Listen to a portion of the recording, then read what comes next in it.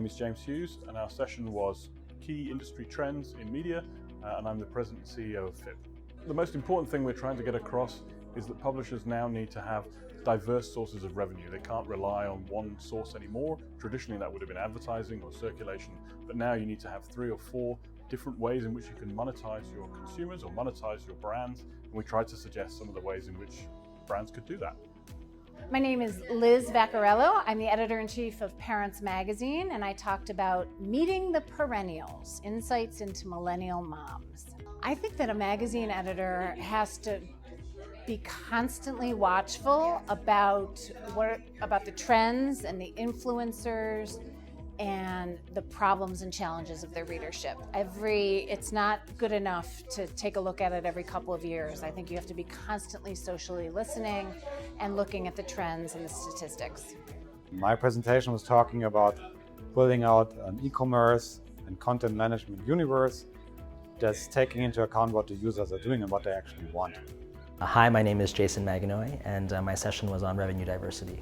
I think that one of the most important takeaways was that there's a lot of stuff. It's a challenging time in the sector, but there's a lot of really interesting things that you can do that can be effective, and you can actually treat it as an opportunity, and you can do a lot of things all at the same time and pick what works and land on something that could be really good for your business. Hi, I'm ALICIA, and I'm the creative nonfiction editor of The Fiddlehead. The biggest takeaway from my keynote would be that we really need to be conscientious of the sort of messages we're putting out in our writing, in our magazines, what we're supporting, and the sorts of messages that we lift up and put into the world. I think the most important takeaway from this session, The Reach of Niche, was all the different stories that we had of all the different levels each magazine was at, and the successes and the challenges that they all had. Was kind of similar, even though they were different, they were kind of similar. It kind of shows where magazine culture is at the moment. A lot of the issues that a lot of us have are with subscriptions and funding and getting the right people involved. So it's interesting to see that no matter what level you're at, you still have these kind of similar challenges.